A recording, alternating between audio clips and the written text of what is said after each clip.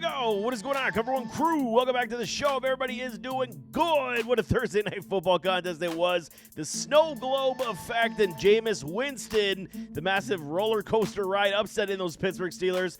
What a show it was. I'm telling y'all, it was a fun game to watch. We're here for Boomer Bust week number 12. Who's going to boom? Who's going to bust? I got my predictions for y'all as we're getting into the bye week Armageddon. Like I was saying, it is not good news. No bueno. It is so bad. We got to fill in our rosters and get the booms as the playoffs are getting that much closer. Let's start off with these running backs. We got James Conner on the board. Arizona Cardinals, okay, taking on the Seattle Seahawks. And one of the biggest stories in the NFC so far has been the revival of these Cardinals. Even though, they don't use super rookie Marvin Harrison Jr. like they should, and it pisses me off. But hey, I digress. It's okay. The dedication to the run game has been very good so far this season. James Conner is absolutely tearing it up, and it seems like nobody's paying attention to the man. Having 4 straight boom games in the last 4 before the bye, and having 6 of the last 7 hitting on boom time.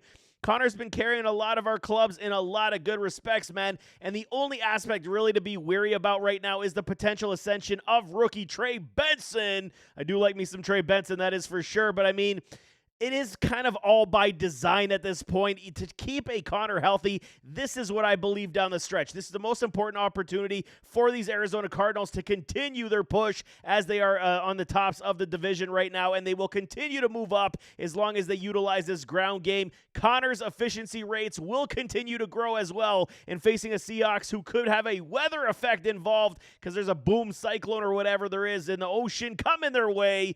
I see lots of running forthcoming. Boom! Coming off the bye for a James Conner. Brian Robinson Jr. taking on the Dallas Cowboys. Okay, one of the most underrated running backs in the NFL is definitely the commies. B-Rob, Brian Robinson. He's been the absolute epitome of success and consistency so far, minus the time he has spent in the medical room, hitting on 87% on the boom clip right now. He's legit a big-time gamer every time he's on the field, finding the end zone. He's so damn good, hitting a boom after missing 2 games. It's a good situation for them. The commies, they definitely take on these broken Cowboys, and they're in dire need of a big back-on-track contest where Jaden Daniels, he's starting to see his rookie. Your rookie is showing there, Jaden. Struggles definitely have come the past few weeks, and it looks like they really need a big rebound game, leaning on that ground attack with a B-Rob, with an Austin Eckler, set up the play-action pass. I think that's absolutely going to be paramount this week versus the Cowboys, and Dallas really got nothing to play for with a Cooper Rush not even wanting to play a Trey Lance. I fully expect a heavy dose of a B-Rob. Boom! Coming back for one of my favorite backs in the NFL, Chuba Hubbard, taking on the Kansas City Chiefs. Betting on a Chuba Hubbard, it's like fool's wishes so far this season, and every time I say he's going to bust, he hits, he makes me look like a fool. But this week, okay, he's hitting 70% on the boom rate this season, which is good on a Panthers team that is legit trash, but they are improving. Let's be real. Bryce Young's starting to play some football, and it is looking good. They're getting Adam Thielen back as well. These last several weeks, they have played much better football, but they are taking on the Kansas City Chiefs, who are coming off a loss to my Buffalo Bills. I'm still smiling. Patrick Mahomes and company, they should be out for blood in this contest. They need a tune-up in the biggest of ways, the Kansas City Chiefs do, and taking on the Panthers, I think it could be a good one for them. Chuba should find it difficult to run. This is the problem. Every time I say that, he still finds holes to gallop through and finds his way into the end zone, and with the potential of rookie Jonathan Brooks' return from his ACL, he could start taking a few touches away. For me, it's garbage time. The only thing saving the day for a Chuba, I'm calling a bust this week, unless you want to wait for garbage time, but you probably don't have better options, so I understand why most of y'all are going to play him this week as well. Bucky Irving taking on the New York Giants. Okay, with the Bucs coming off the bye week, they got some good news. Big Mike Evans is coming off his injured reserve and is totally expected to suit up this week. It's a positive step for a team that still remained very competitive even without Mike Evans and Chris Godwin. It's been very good as Baker Mayfield has been helping out the cause and running this team, and the run game is no joke. It's led by Bucky and White. I mean, okay, Bucky did start the season off a little bit slow, and it has affected his overall boom rate, which does sit at 50% clip right now. Not the best, but you got to see it's been booming these last several weeks, where he's, boom, 4 out of the last 5 contests before going into the bye week. It's very positive news, man. Taking on the Giants, who are clearly in the mode of tanking after making Danny Penny's Daniel Jones a 4th-string quarterback. I don't know what's going on in New York right now. They're going with DeVito, so I mean, Bucky should have his role back. The defense of the Tampa Bay Buccaneers should get the offense back the ball quite a few times. I do see an end zone trip coming. Boom, coming off their bye for a Bucky Irving. Cortland Sutton, let's talk wide receivers, taking on those Las Vegas Raiders. Okay, and one of the most astonishing turnarounds in the NFL has got to be these Denver Broncos. We all knew the defense was top end, but Bo Nix, he's been getting better and better every single week, and you got to give credit where it is due, to the point they're actually controlling level of play in most of these contests and taking on the Las Vegas Raiders. Cortland Sutton, I mean, he should continue his great pace, booming 5 out of the last 6 games, all led by Bo Nix. Bo knows, who is definitely spreading the ball around like a madman, leaving Sutton open to roam free at times. The Raiders, I mean, they're looking like the next year's coming, and they're just going to play spoiler at this point, but they got nothing else to play for, and Denver has everything to play for with, including playoffs. Bo is going to give Sutton a lot of shots. I'm calling a boom once again for Cortland Sutton. He's impressive the last several weeks, no question. Tank Dell taking on the Tennessee Titans and these Houston Texans. Okay, at the start of the season, we all had huge hopes that these Texans were going to pick up where they left off, and it just has not happened. With exception of Mixon and a Nico Collins, until Nico got hurt, I mean, Tank has been an absolute disaster for us fantasy football-wise, and I mean, the bias is there based on name cachet to give us, potential Tank Dell numbers that we saw last season. I mean, it just isn't great, man. Before going down last year, he was absolutely somebody that we were loving life with, and I mean, hitting only a, 30% rate right now. It's not good for Tank Dell whatsoever. I mean, he's given us a meek floor of 6 to 9 points. Definitely not good enough for Tank Dell, and he's been fighting his hands, fighting his confidence ever since he broke that leg. It's just not the same dude that we saw last season. Don't like it whatsoever, and I don't expect a huge showing versus the Titans this week either, because the Titans do still play pretty good defense. If he booms, it's going to be on the lower end of things. I'm calling a bust for the 3rd straight week for a Tank Dell. DeAndre Hopkins, D-Hop taking on the Carolina Panthers.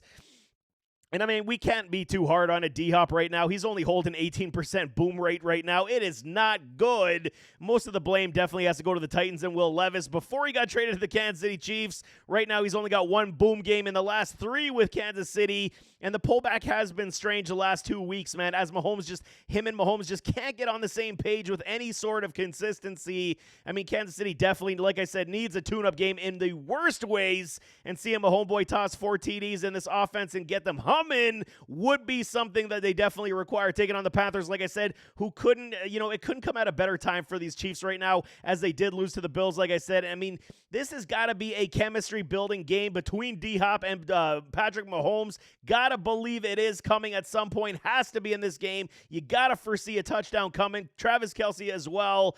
I like the pitch and catch this week between these two gentlemen. Boom! Coming after back-to-back bust games for a DeAndre Hopkins. Devontae Smith taking on the Los Angeles Rams.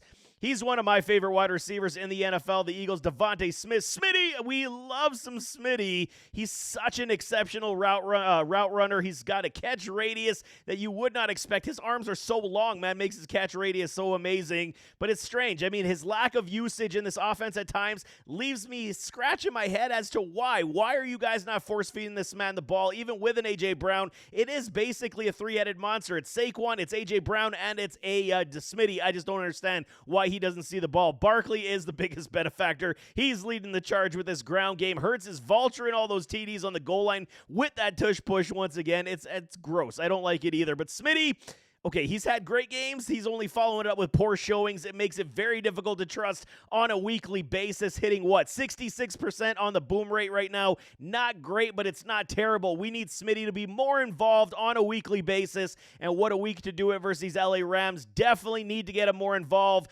busting, I mean, the last 2 weeks is an understatement for a Smitty right now. He only hit 6.3 points in those 2 games combined. He absolutely killed our clubs the past 2 weeks, but I definitely foresee a bounce back for the Slim Reaper, man. He should find his way back to this end zone. Business is booming for Smitty this week. I'm absolutely loving the play. Tight ends, Brock Bowers taking on the Denver Broncos.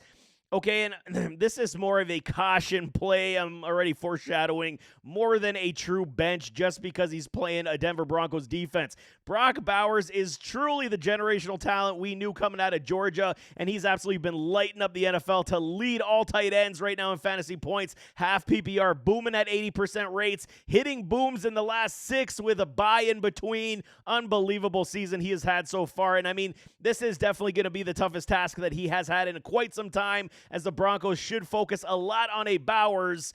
And I mean, because he's basically responsible for majority of the offense for these Raiders right now. And my money continues to roll with the Denver defense that should bring this rookie back down to earth just a little bit. I mean, we play Brock this week, but I caution it in a big way because I see bust potential coming on the horizon. It's so tough to bench him. We got to start him, but I just don't like the matchup whatsoever. Cade Otton taking on the New York Giants. And I mean, one of the best waiver wire pickups at the tight end spot all season has been the Bucs' Cade Otton. Love this guy. And I know a lot of y'all got a lot of questions now with a Mike Evans returning back to the mix, wondering how this is going to affect the target share in this offense for a Cade Otton. And I mean, the best part of Otton right now is that he showed he's a beast on the field, takes massive hits and punishment. One of Baker's favorite targets, Mr. Reliable in the end zone, on the field, third down stretcher. And even with Evans coming back after missing 4 games due to that hamstring injury, we should 100% see Otton still eat up all of Chris Godwin's targets on the regular. His role ain't going no place. I'm calling a boom for a Cade Otton coming off the bye week. George Kittle taking on the Green Bay Packers. 49ers taking on the Packers.